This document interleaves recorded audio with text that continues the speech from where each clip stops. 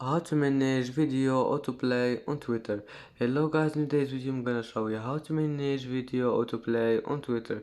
First go to Twitter and then go here and now click this one, settings and privacy, and then click here, accessibility, display and languages, and then click this one, data usage. And now all you need to do is just find this one here, video autoplay, and then click on it.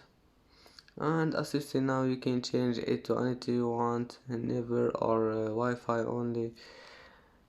And that's how manage video autoplay on Twitter. And that's it for today's video. If you like this video, don't forget like and subscribe, and see you in the next video.